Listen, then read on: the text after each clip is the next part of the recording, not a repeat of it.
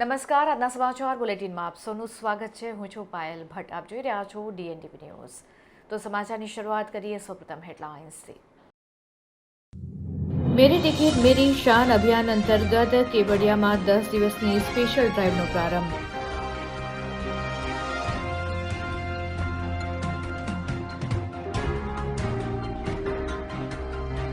મેલડી માતાના પ્રાગટ્ય દિવસને લઈને માંડવી ખાતે આવેલા મેલડી માતાના મંદિરે ભક્તોનું ઘોડાપૂર। કેક કાપીને જન્મોત્સવની કરવામાં આવી ઉજવણી। સાવલી તાલુકાના જૂના સમલાયા વિસ્તારમાં આવેલા એક ઘરમાં આગ લાગવાની ઘટના સામે આવી। ઘર વખરી બળીને ખાક। હવે જોઈએ સમાચાર વિગતવાર। કેવડિયા ખાતે મેરી ટિકિટ મેરી શાન અભિયાન અંતર્ગત 10 દિવસની સ્પેશિયલ ડ્રાઇવનો પ્રારંભ કરવામાં આવ્યો છે। ભારતીય રેલવે પ્રશાસન દ્વારા મેરી ટિકિટ મેરી શાન એક અભિયાન શરૂ કરવામાં આવ્યું છે, જે અભિયાન અંતર્ગત DRMએ કેવડિયા એકતાનગરથી 10 દિવસ માટે સ્પેશિયલ ટ્રેનની ડ્રાઇવ યોજવામાં આવી છે। ગૌરવપૂર્ણ ઉપસ્થિતિ અને માર્ગદર્શન આ અભિયાનના પ્રારંભિક કાર્યક્રમમાં રેલવેના ઉચ્ચ અધિકારીઓ અને પ્રતિષ્ઠિત નાગરિકોએ હાજરી આપી મુસાફરોને ટિકિટનું મહત્વ સમજાવ્યું હતું। Divisional commercial inspector Vandankumar Pandya, DRUCC member Dharmendrasinh, TT incharge Vivek Verma, station superintendent Rishesinh Baria વગેરે ઉપસ્થિત રહ્યા હતા।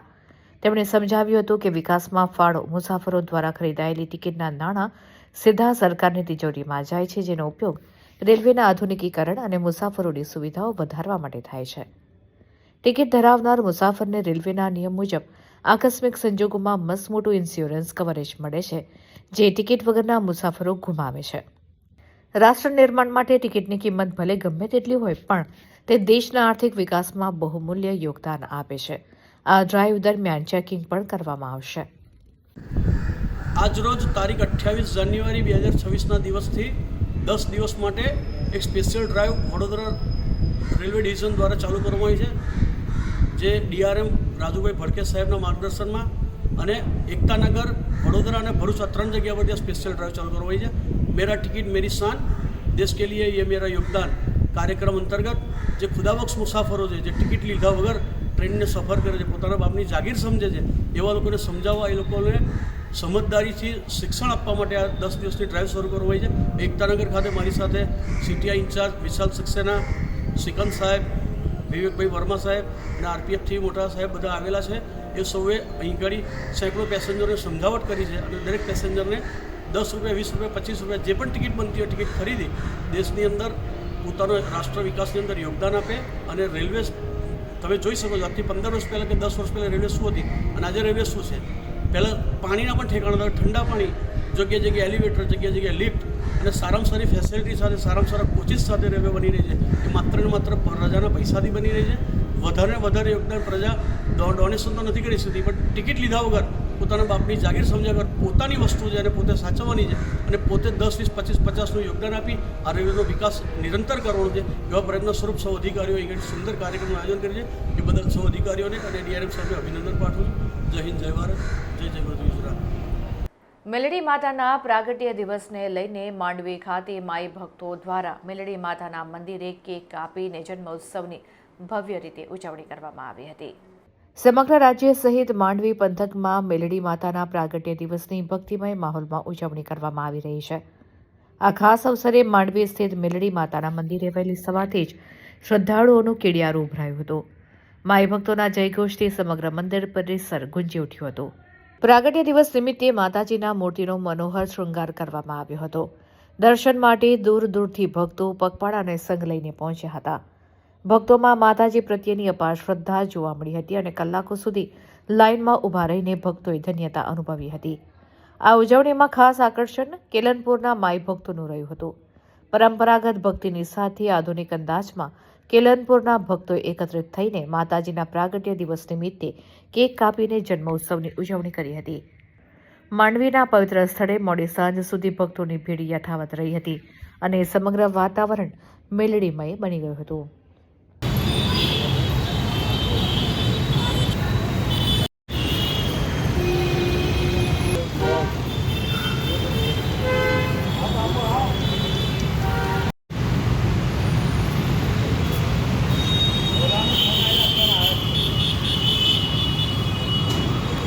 સાવલી તાલુકાના જૂના સમલાયા વિસ્તારમાં આવેલ એક ઘરમાં આગ લાગવાનો બનાવ બન્યો હતો.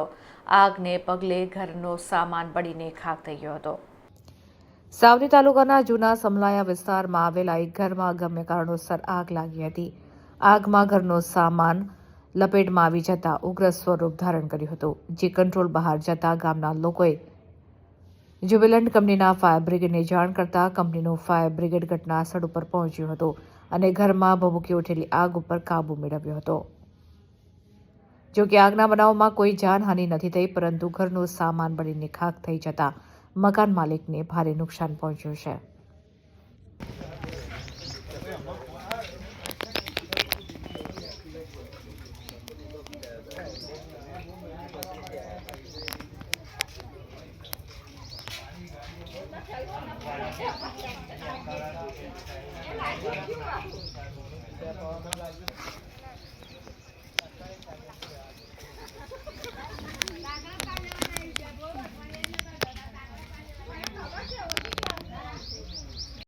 સંખેડા તાલુકાના ગોલા ગામડી પાસે આવેલી ખાણ ખનીજની ચેકપોસ્ટ ઉપર રોયલ્ટી ઇન્સ્પેક્ટરની જગ્યાએ તેમનો ડ્રાઈવર કામગીરી કરતા નજરે પડતા ચર્ચાનો વિષય બન્યો છે. સંખેડા તાલુકાના ગોલા ગામડી પાસે આવેલી ખાણ ખનીજની ચેકપોસ્ટ ઉપર રોયલ્ટી ઇન્સ્પેક્ટર તરીકે તેમનો ડ્રાઈવર કામગીરી કરતા ચર્ચાનો વિષય બન્યો છે. રોયલ્ટી ઇન્સ્પેક્ટર ચેકપોસ્ટ પર આવતા ઉડાવ જવાબો આપતા ચર્ચાનો વિષય બન્યો છે. માણસ ન હોય, કામમાં ગયા હોય ત્યારે એન્ટ્રી કરવા માટે જોઈએ ને, હું બહાર ચેકિંગમાં જાઉં ત્યારે ચેકપોસ્ટ સાથે લઈને જાઉં, તેવા ઉડાવ જવાબ આપવામાં આવી રહ્યા છે. ખાણ ખનીજ વિભાગની રોયલ્ટી ચેકિંગની જવાબદારી અધિકારીની જગ્યાએ ડ્રાઈવર કરી રહ્યો હોવાની બેદરકારી છે, પરંતુ અધિકારી બેફિકર હોવાનો એક જાગૃત નાગરિકે વિડીયો બનાવી સોશિયલ મીડિયા ઉપર વાયરલ કરતા સંખેડા ગોલા ગામડીની ખાણ ખનીજ વિભાગની ચેકપોસ્ટ ઉપરની લાલિયાવાડીનો પર્દાફાશ થયો હતો. રોયલ ઇન્સ્પેક્ટરની લાલિયાવાડી પકડાઈ જતા રોષે ભરાયા હતા અને ઉડાવ જવાબ આપી રહ્યા હોવાની ચર્ચાએ પણ જોર પકડ્યું છે.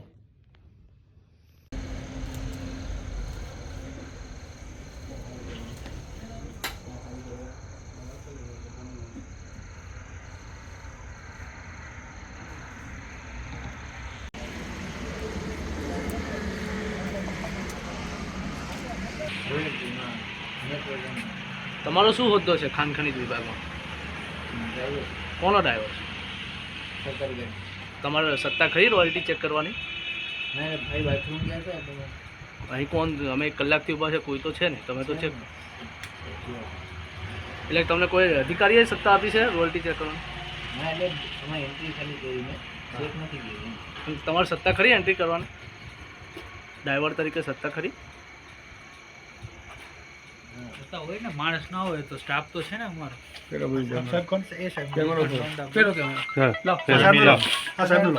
માણસ ના હોય, કામમાં ગયેલા હોય તો કોઈ તો એન્ટ્રી કરવા માટે જોવે ને.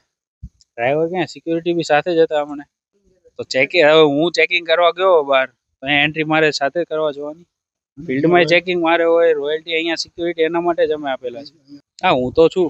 ચેકિંગમાં ગયો તો બધું સાથે લઈને જાવ, ચેકપોસ્ટને સાથે લઈને જાવ. ચેકિંગમાં ગયા હોય તો અહીંયા અમારો સ્ટાફ તો હોય કે ના હોય, એમ વસ્તુ છે. આ 2 જણા અમે સ્ટાફમાં છીએ અને 6 સિક્યુરિટી છે અને 1 બાય ડ્રાઈવર છે. છોટાઉદેપુર તાલુકા નિવૃત્ત કર્મચારી મંડળની પ્રતિવર્ષની જેમ આ વર્ષે પણ સાધારણ સભા યોજવામાં આવી હતી.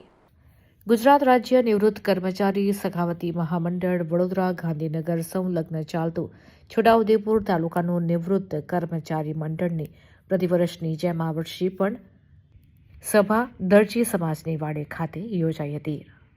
જિલ્લા નિવૃત્ત કર્મચારી મંડળના પ્રમુખ વિજયસિંહ વાસદિયાના અધ્યક્ષ સ્થાને આ સભા યોજાઈ હતી. છોટાઉદેપુર તાલુકા પેન્શન મંડળ દ્વારા ઉપસ્થિત મહાનુભાવનું પુષ્પગુચ્છ આપીને સ્વાગત કરવામાં આવ્યું હતું. આ પ્રસંગે મંડળના મંત્રી દ્વારા ગત સાધારણ સભાનું પ્રોસિડિંગ તેમજ વર્ષ 2024-25ના હિસાબોનું વાંચન કરવામાં આવ્યું, જેને સર્વાનુમતે બહાલી આપવામાં આવી હતી.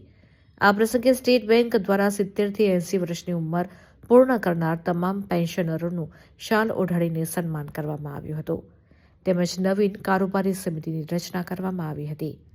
આ પ્રસંગે સ્ટેટ બેંક છોટાઉદેપુર જિલ્લા તિજોરી કચેરીના અધિકારીઓ તેમજ કાર્યક્રમના અધ્યક્ષ દ્વારા કાર્યક્રમને અનુરૂપ પોતાનું ઉદ્બોધન કરવામાં આવ્યું હતું.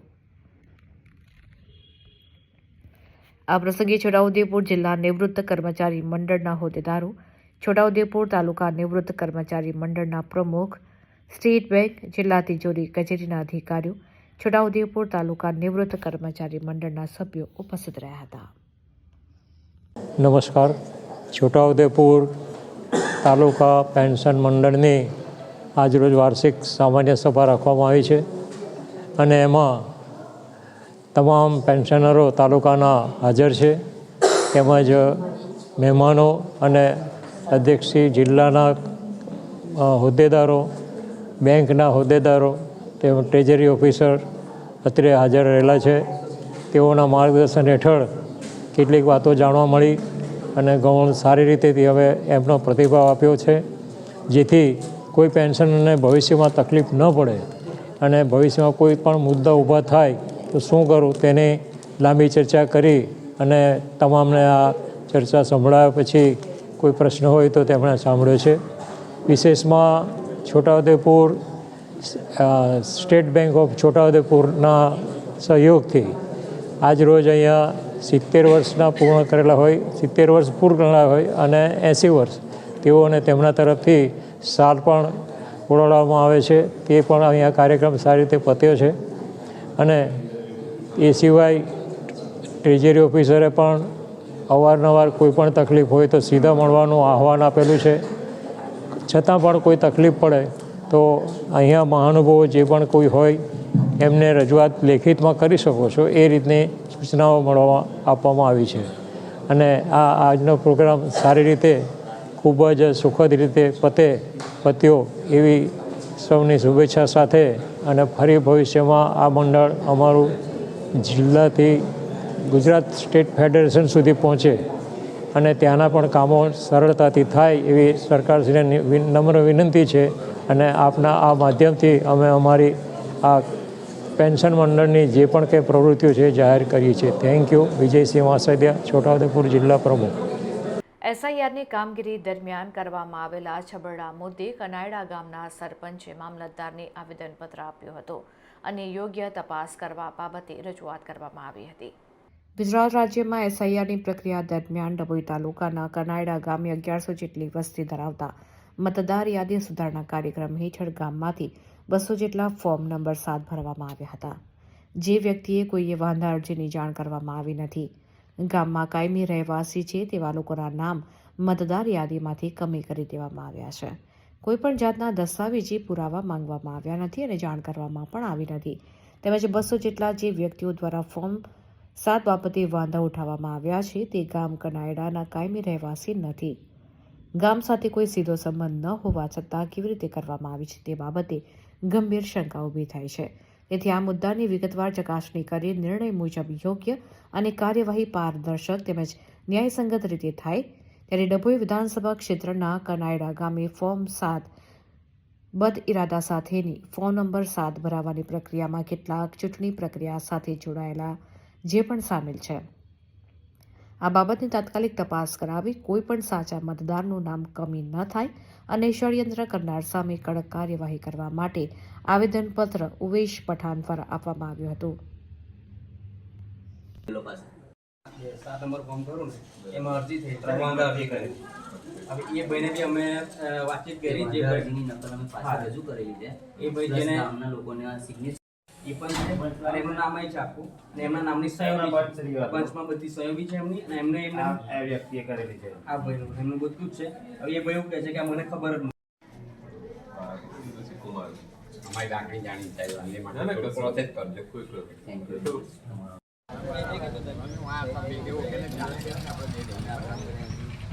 અને કહીએ બી કરે કઈ બી વાંધો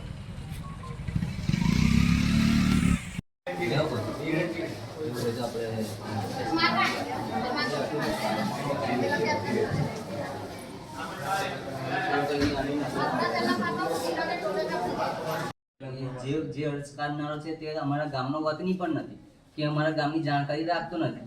તે આધાર સિવાય પણ એને અરજી કરી અને અરજી કર્યાની સાથે જે લોકોને અમે ડભોઈ તાલુકાના કનાડા ગામેથી આવીએ છીએ અને જે થોડા ટાઈમ પહેલાં જે એસઆઈઆરની કામગીરી શરૂ થઈ હતી તેમાં અમારા ગામના 200 જેટલા નાગરિકોના નામ કમી કરવા માટે અરજી આવી છે. તે વ્યક્તિ તત્તારપુરા ગામ કેલનપુર પાસેનું ગામ છે, ત્યાંના રહેવાસી છે અને એમને અરજી કરેલ છે, પણ એમને ખબર નથી. એ કોઈ બીજા વ્યક્તિએ અરજી કરેલ છે. તેનું આવેદનપત્ર આપવા માટે અમે અરજી કરવા માટે ગામના લોકોને જોડે આવ્યા છે મામલતદારને, અને મામલતદારને અરજી આપી છે. એ જે માણસ જે બી છે, જેને બી આ કૃત્ય કર્યું છે, તેને કડક ને કડક સજા થવી જોઈએ. ઓછામાં ઓછી 1 વર્ષની તો સજા થવી જ જોઈએ, કારણ કે આ વસ્તુ કોઈ બીજો ગરીબ માણસ મરી ના જાય એના માટે છે. કારણ કે આવું વસ્તુ ખોટી રીતનું કરેલું છે, બીજાના નામથી બીજા ભાઈ અરજી કરેલી છે, તો આ બીજો માણસ ફસાઈ જાય છે. અને આનો નિકાલ નહીં આવે તો અમે આનાથી વિશેષ આગળ જઈશું અને ઉગ્ર આંદોલન કરીશું. જ્યાં આગળ સુધી જ્યાં પણ જવાનું હશે ત્યાં અમે લોકો ગામના બધા જોડે લઈને જઈશું, આ વસ્તુ કરીશું. માત્ર ને માત્ર લઘુમતીઓના જ વોટનો ટાર્ગેટ બનાવવામાં આવ્યો છે. આમાં જે પણ 200 માણસના જે નાગરિકોનો વોટ કરવામાં આવ્યા છે એ ટોટલ મુસ્લિમ સમાજના છે, એટલે લઘુમતી સમાજના છે, એટલે બિલકુલ ડાયરેક્ટ ટાર્ગેટ મુસ્લિમ સમાજને કરવામાં આવે છે. શું નામ તમારું? મારું નામ ઉર્વેશ પઠાણ, કનેડા સરપંચ. ધોરાજીના સ્ટેશન રોડ ઉપર પીવાના પાણીની લાઇનમાં ભંગાણ સર્જાતા હજારો ગેલણ પાણીનો વેડફાટ થતો જોવા મળ્યો હતો.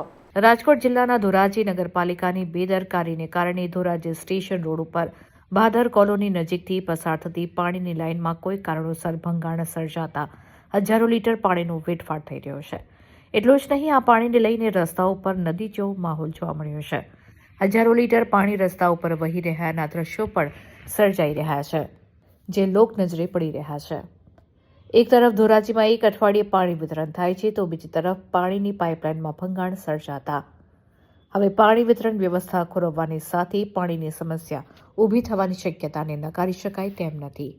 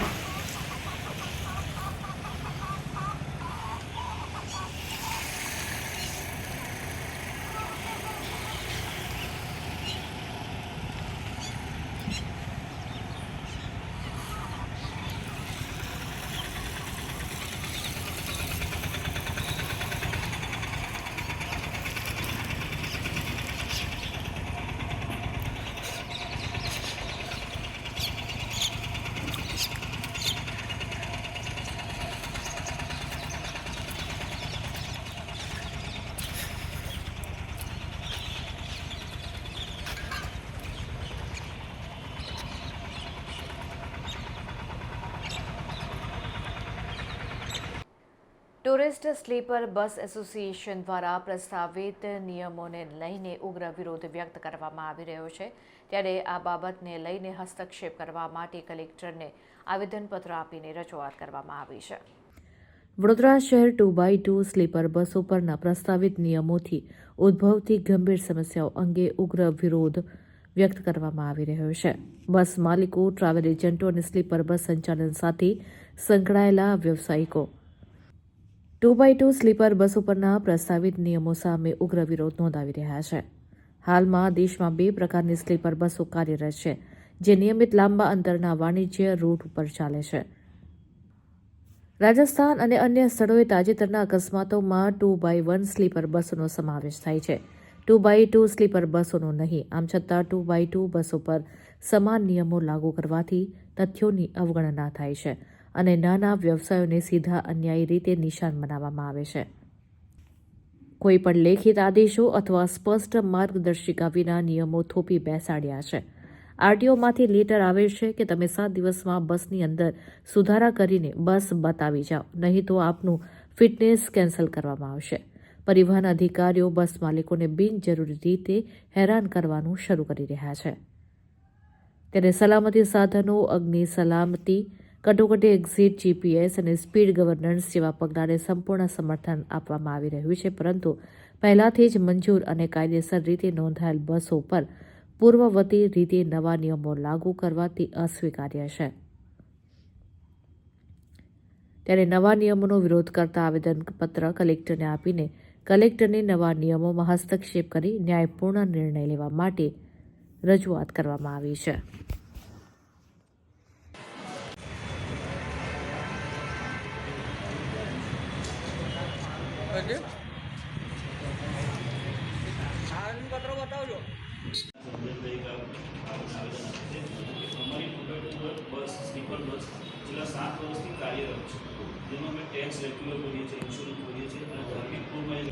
અમારી મુખ્ય રજૂઆત એવી છે કે અમારી 2x2 બસને જે રજિસ્ટ્રેશન રદ કરવામાં આવે છે તે રજિસ્ટ્રેશન રદ કરવામાં ના આવે એવી મુખ્ય રજૂઆત છે. અમારી 2x2 બસ 2014થી કાર્યરત છે. એનો 48 સ્લીપરનો અમે ટેક્સ ભરીએ છીએ 2014થી, જે અસહ્ય 55,000 રૂપિયા ટેક્સ છે માસિક. એ અત્યારે લાસ્ટ અમે છેલ્લા 10 વર્ષથી ભરી રહ્યા છે એટલા માટે. અને અત્યારે ગવર્મેન્ટનું એવું કહેવું છે કે તમે 2x1 સ્લીપર બસમાં એને કન્વર્ટ કરો, જેનો અસહ્ય ખર્ચ છે અને એ ખર્ચ કરવા પર તૈયાર છે, પરંતુ એવો કોઈ બોડી બિલ્ડરવાળો છે નહીં કે જે AIS 119ની માન્યતા ધરાવતો હોય. ઇન્ડિયામાં કોઈ પણ એવો બોડી બિલ્ડર છે નહીં અત્યારે કે જે AIS 119ની માન્યતા ધરાવતા હોય. 75થી 80 લાખ રૂપિયા. વડોદરામાં અત્યારે 130થી વધારે બસો છે. જો એ બસો અમે હટાવી દઈશું તો સૌથી પહેલાં તો અમારા પર બેંકનું બોજ આવી જશે. અમારો પરિવાર, અમારા ડ્રાઈવર કંડક્ટરનો પરિવાર, જે અમે સાથે લઈ જઈએ છીએ, ક્લીનર છે, રસોડાનો સ્ટાફ છે, બધા જ લોકો બેરોજગાર થઈ જશે. અંદાજિત વડોદરામાંથી 10થી 15,000 લોકો બેરોજગાર થઈ જશે. સૌથી મહત્વની વાત કરીએ તો આ જે બસ છે, તમે અત્યારે 2x2ની વાત કરીએ છો, એટલે મુખ્યત્વે 2x1 કરવા પાછળનું કારણ શું? આના માટેનું મુખ્ય કારણ એવું છે, એક દિવાળી ઉપર 2x1 બસમાં જેસલમેરમાં એક હાદસો થઈ ગયો હતો. ફટાકડા મૂકવામાં આવ્યા હતા એ બસમાં અને એ બસમાં સળગી ગઈ. ત્યાર પછી માનવ અધિકાર પંચે 2x2 બસને જાહેર જનતા માટે યોગ્ય નથી એવું માનવ અધિકાર પંચે ગવર્મેન્ટ સમક્ષ રજૂઆત કરી. તે માટે એ લોકોએ 2x2 બસની માન્યતા રદ કરવામાં આવે છે એવું અમને જણાવવામાં આવ્યું છે. અમારી મુખ્ય માંગણી એ છે કે સાહેબ, અત્યારે જે બસો બની ગઈ છે એ બસને તમે એ પ્રમાણે રાખો. હવે પછી જે નવી બસો બનશે તે બસને આપણે 2x1 કરીશું. પણ અત્યારે જે બસ અમારી બની ગઈ છે, જે અમે તમને 48 સોફાનો મંથલી 55,000થી પણ વધુ ટેક્સ ચૂકવીએ છીએ મંથલી, એને જે છે એની કન્ડિશનમાં આપણે રાખવા નમ્ર વિનંતી છે. સુધારા વધારા કરવાનું કહીએ છીએ, જેમ કે ઇમરજન્સી ગેટ છે, શટર છે, જે આ સાહેબનો જે ફાયર સિસ્ટમ છે, એ બધા જ અમે સુધારા કરવા તૈયાર છે. કેટલી બસો હશે વડોદરામાં? અત્યારે આપણી કને 130 જેવી બસો છે અને ઓલ ગુજરાતની અંદર આપ જોવા જઈએ તો ઓછામાં ઓછી 7થી 8,000 બસો હશે એવું મારું માનવું છે. સુરત માંગરોળ સ્ટેટ હાઈવે પર ટ્રાફિક જામને પગલે વાહન ચાલકો હેરાન પરેશાન થઈ ગયા હતા. ત્યારે આ ટ્રાફિક જામમાં એક એમ્બ્યુલન્સ ફસાઈ જતા એમ્બ્યુલન્સને રોંગ સાઈડથી કાઢવામાં આવી હતી. માંગરોળના મોટા બોરસરા સ્ટેટ હાઈવે નંબર 65 ઉપર વાહનોની લાંબી કતારમાં એમ્બ્યુલન્સ ફસાઈ જતા લોકોમાં ચિંતાનો માહોલ જોવા મળ્યો હતો. વાહન ચાલકો તેમજ લોકો દ્વારા એમ્બ્યુલન્સને રોંગ સાઈડથી કાઢી રવાના કરવામાં આવી હતી, જ્યારે અન્ય વાહનોને ટ્રાફિક જામ થતાં કલાકો સુધી ઊભા રહેવાનો વારો આવ્યો હતો.